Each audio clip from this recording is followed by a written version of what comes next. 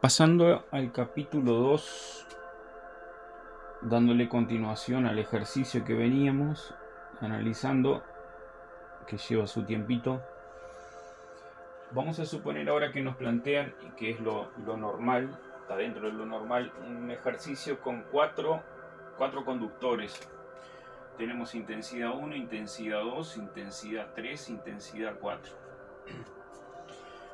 Sucede que de repente nos plantean, vamos a ir haciendo comparaciones, nos plantean un conductor que está horizontal y con una intensidad hacia la derecha, ¿no? Y acá no hay ningún problema porque enseguida enfocamos de qué se trata.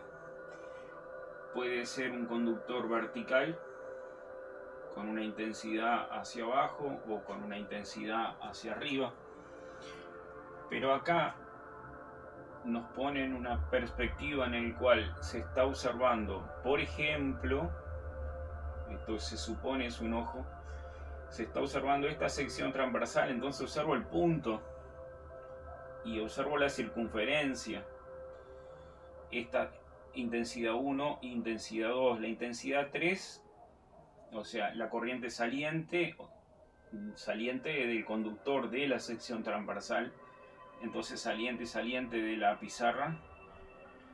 Ahora, acá tenemos cruces, por lo tanto se está observando desde acá, este es un ojo, se supone, por lo tanto se ve la cruz porque la intensidad fluye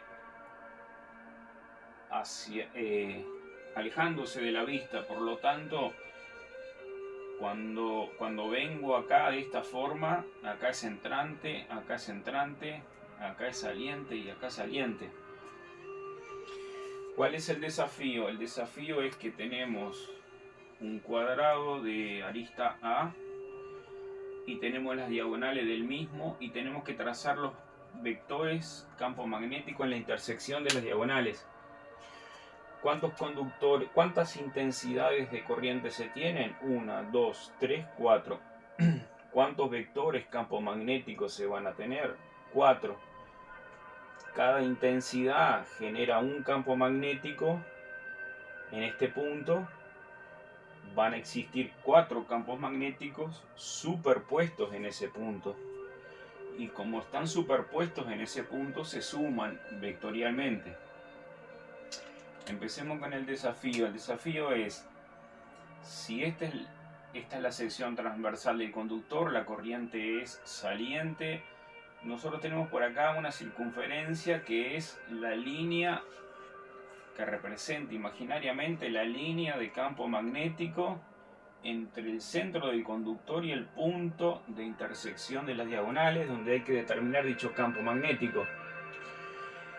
Si la intensidad de corriente es saliente,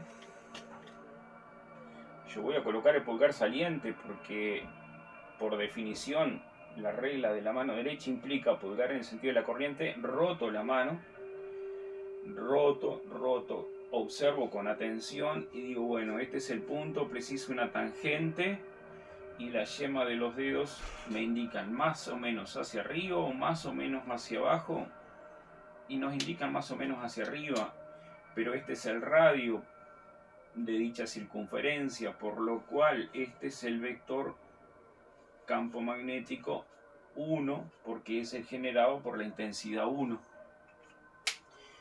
Esa línea la puedo trazar y lo puedo hacer así y después que tengo práctica lo sigo con la imaginación nomás.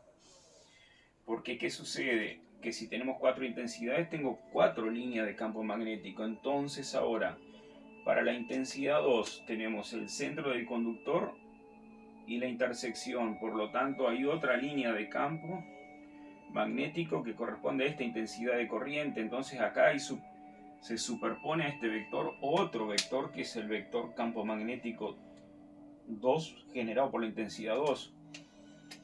Por lo cual, nuevamente, saliente, pulgar saliente, roto, sigo el sentido de circulación y en este punto preciso, tengo el radio y preciso una perpendicular al radio.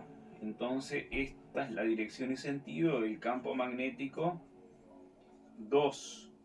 En este caso particular, que es un cuadrado, queda sobre las diagonales, pero no debo aprender de memoria que quedan sobre las diagonales, porque si nos cambian a un rectángulo, a un triángulo o a cualquier otra figura, lo que sí debo saber es que busco el ángulo recto y busco la perpendicularidad, porque eso me da la solución a todas las situaciones. Entonces, en este caso, esta línea ya estaría pronta, la saco. Después, para este conductor entrante, tenemos el punto y el conductor, nuevamente la circunferencia, que es la línea de campo, y la intensidad entrante a la pizarra.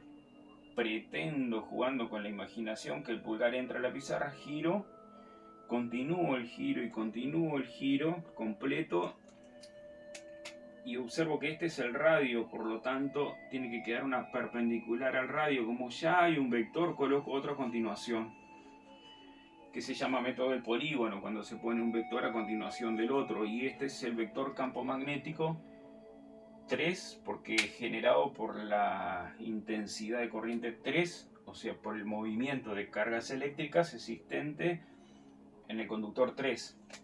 Entonces voy a repasar un poquito acá. Quedó el vector campo magnético 1, el vector 3, el vector campo magnético 2, y ahora nos queda el 4. El 4 la corriente es entrante, por lo tanto coloco pulgar entrando, roto la mano, pero antes de eso preciso esto, que es el radio, y con respecto a este radio trazo la circunferencia correspondiente, más o menos, y el sentido de giro es este, por lo cual si identifiqué el radio y este es el sentido de giro, una tangente y por lo tanto perpendicular, va a quedar así: campo magnético 4. Entonces quedó campo magnético 1, campo magnético 2, vector campo magnético 3 y vector campo magnético 4. Si ahora sacamos en limpio,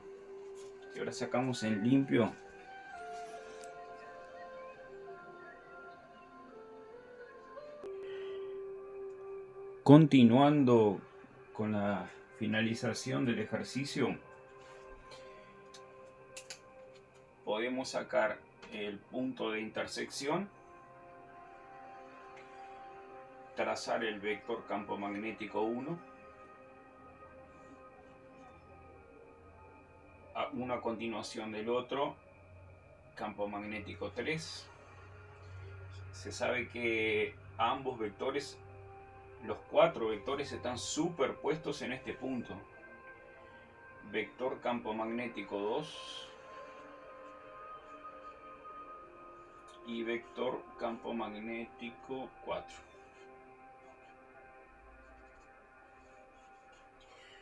Bien, logramos entonces encontrar las 4 direcciones y sentidos de los 4 vectores campo magnético generado por las 4 intensidades de corriente, que no, una intensidad de corriente eléctrica es sencillamente un conjunto de cargas eléctricas en movimiento.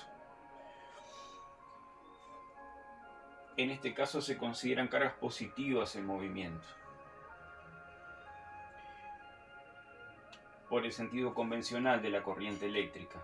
Sabemos que real se mueven electrones, convencionalmente consideramos cargas positivas, o sea, en el sentido opuesto al movimiento del electrón. Ahora bien, ¿qué sucede? Que acá tenemos para construir un paralelogramo, primero un polígono, meto el polígono, sumamos con un vector a continuación del otro, es el método del polígono, y después nos quedan coplanares, porque estos dos vectores con respecto a estos dos forman un plano, están en el mismo plano, el plano de la pizarra, entonces son coplanares. Co quiere decir igual y planares, plano, están en el mismo plano. ¿qué hacemos? Trazamos una paralela a esta dirección y una paralela a esta dirección. Entonces, paralela con paralela, longitud igual longitud, longitud igual longitud de cada segmento, forma lo que se denomina un paralelogramo. Tengo que respetar que parece muy obvio, pero aparecen trazados que son totalmente sin mantener el paralelismo entre las direcciones y evidentemente queda fuera de línea todo. La diagonal del paralelogramo desde el origen de donde están superpuestos estos 4 vectores campo magnético hasta la intersección de las líneas auxiliares, que son líneas imaginarias punteadas, es lo que nos determina la longitud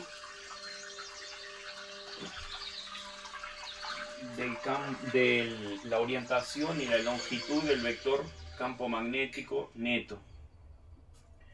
Entonces,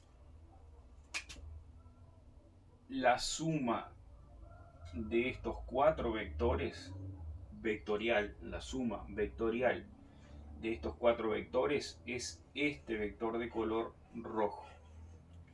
¿Qué es lo que sucede? Que en este caso queda muy sencillo porque acá tenemos 90 grados. Entonces, si tenemos 90 grados se puede aplicar Pitágoras, porque para encontrar el vector neto de un paralelogramo puede ser que se tenga 90 grados o diferente de 90 grados.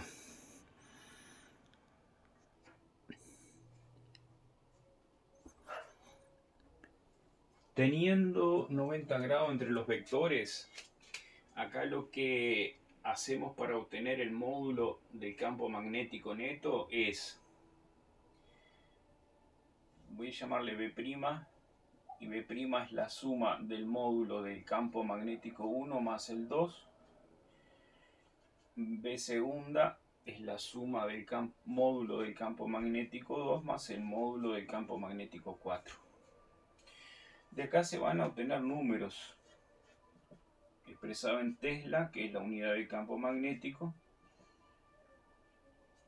un número en Tesla y otro número en Tesla. ¿Qué sucede? Que sumar estos dos, jugando con la imaginación, 20 más 30 Tesla, 50 Tesla, y si las intensidades son todas iguales, también va a ser 50 acá, quedar del mismo valor. Entonces logramos de 4 vectores, sumar estos dos, pasar a 1, sumar estos dos, pasar a 1, y de estos dos, que es el paralelogramo que armamos, llegar, digámosle, al último, que es la suma. Acá estoy repitiendo y trazando de vuelta este mismo vector rojo, y tengo que trazarlo con el color negro, que es exactamente el mismo, ¿no? ¿Por qué hice esta reducción? Porque ahora tenemos que sumar B', que es B1 más B2. Tenemos que sumarlo con B segunda, que es B2 más B4. Pero ¿cómo se hace, cómo se encuentra el valor de esta situación donde son perpendiculares? Teorema de Pitágoras. Entonces nos queda que el campo neto es igual a la raíz de B' al cuadrado más B segunda al cuadrado, que es sencillamente un número al cuadrado más el otro al cuadrado, raíz. ¿Qué vamos a obtener? Evidentemente otro número más, voy a ponerlo así más grande para diferenciar nada más, y este va a ser el resultado del campo magnético neto en el centro, en la intersección de las diagonales, producto de la superposición de 4 vectores campo magnético en dicho punto.